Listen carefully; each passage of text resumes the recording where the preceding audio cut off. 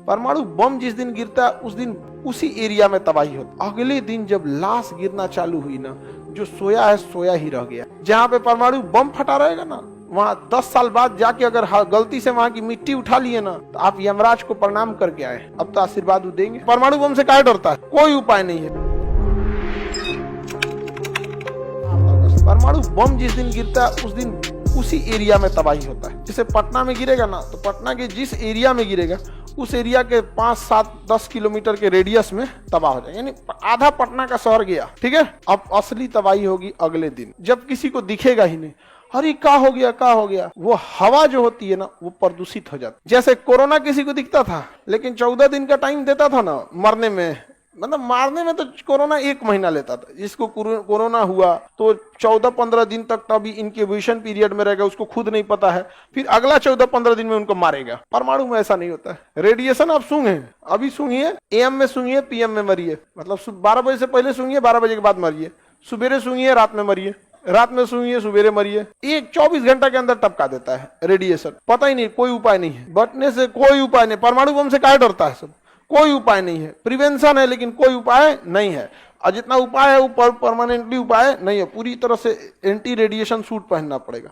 मारा 6 अगस्त को तबाह हो गया हिरोशिमा। जापान को लगा कि ससुरा बहुत खतरनाक बम है ये, अब हम भी बदला लेंगे। लेकिन अगले दिन जब लाश गिरना चालू हुई ना, जो सोया है सोया ही रह गया। परमाणु बम कोई विस्फोटक नहीं बल्कि एक प्रदूषण है। जमीन, हवा, मिट्टी, पानी सब प्रदूषित हो गई वहां पे। जहाँ पे परमाणु बम फटा रहेगा ना, वहाँ 10 साल बाद जाके अगर गलती से वहाँ की मिट्टी उठा लिए ना, तो आप यमराज को प्रणाम करके आए, अब तो आशीर्वाद देंगे।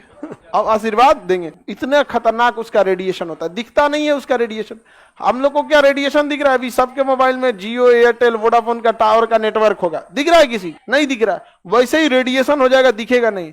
लेकिन जैसे हम लोग सूंघेंगे, लोग फेफड़ा हो जाएगा मच्छरदानी। समझ में आ गया कि नहीं? बहुत खतरनाक होता है रेडिएशन, और यह रेडिएशन का असर एक लंबे समय तक रहता है। यही रीजन है कि नागासाकी हिरोशिमा में आज भी लोग दिव्यांग पैदा होता है। समझ में आ गया कि नहीं? आज भी लोग क्या पैदा होते हैं? दिव्यांग। 32 साल में खत्म होता है। नहीं रे बबुआ, 3000 साल में। कितने साल में? रेडिएशन का प्रभाव कब खत्म होगा? 3000 साल में। अभी 100 साल भी नहीं हुआ है जापान पे परमाणु बम पटकाए हुए, वहां असर कितना साल रहेगा? 3000। लेकिन उसपे ऊपर सिल्वर, इसका क्या नाम है, पोटेशियम आयोडाइड लगा के उसको थोड़ा सा क्या किया जाता है? कम किया जाता है। बोरिक एसिड का छिड़काव करने से रेडिएशन क्या हो जाता है? बैठ जाता है। बोरिक एसिड के पास परमाणु बम का रेडिएशन बहुत हाईली जाके चिपक जाता है, और बोरिक एसिड भारी होने से नीचे बैठ जाती है। तो जहां परमाणु बम होता है ना, वहां हेलीकॉप्टर से क्या छिड़का जाता है? Boric acid.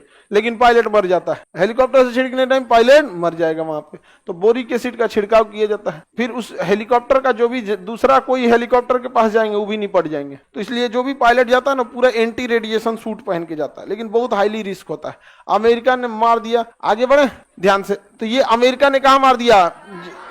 नागासाकी और हिरोशिमा। अब 15 अगस्त को फिर मारने वाला था। 15 अगस्त को क्या मारने वाला था? तीसरा मारने वाला था, क्वेटो पे। कहा कि टोक्यो पे मारेंगे या तो क्वेटो पे मारेंगे, सरेंडर कर दो। इतनी ज्यादा जान गई थी ना जापानियों की, इतनी ज्यादा, लाश बिछाने के लिए नए नए शमशान घाट बनाने पड़े थे, नया। और उसके बाद उसमें लाइन लगती थी। सुबेरे कोई अपने रिश्तेदार का लाश लेके खड़ा होता था ना, तो उसको भी रेडिएशन है, शाम को वो अपने मर जाता था। मतलब कोरोना का सेकेंड वेव आप देखे थे ना, हाँ, उस समय किसी को अपना बिजनेस, रिश्तेदार, पढ़ाई लिखाई कुछ याद आ रही थी? बहुत उठ पड़ा। सेकेंड वेव में हम अपने स्टूडेंट सबको अपने गाड़ी से भेजे थे, उनकी बॉडी, जिनको पढ़ाए थे लोग, उसमें एक घर से 2 लड़कों का रिजल्ट हुआ था। बड़ी खुश था सब, सर हम लोग का रिजल्ट हो गया। बाद में उनकी डेथ हो गई। हम अपने गाड़ी से भेजे थे। उस समय गाड़ी भी नहीं मिल रही थी यहाँ पे, और ना मिल भी रही थी तो कुछ लोग एक्सेप्ट करना, उसके रिश्तेदार सब नहीं उठा रहे थे। अजीब टाइप का हो गया था यहाँ। मतलब पीपीटी किट दिए लोग कि जाओ भैया ले जाओ, कम से नहीं उठाया। तो आदमी जिसको पढ़ाया है उसको आदमी कैसे छोड़ दे? फिर उसको गाड़ी में भेजा, उसके घर भेजा गया, वहां उसका दाह संस्कार जो भी था वहां लोग किया। लोग बहुत उटपटांग हो गया। उस समय किसी को कुछ नहीं सूझ रहा। उससे 100 गुना खतरनाक था अमेरिका का परमाणु। पूरा शहर तबाह हो गया था, पूरा शहर। मतलब अभी देखिए तुर्की में जो भूकंप आया ना, वो जापान के परमाणु हमले में 0.1% है, इतना। तो इतनी तबाही आई। इसका कितना भयानक था जापान।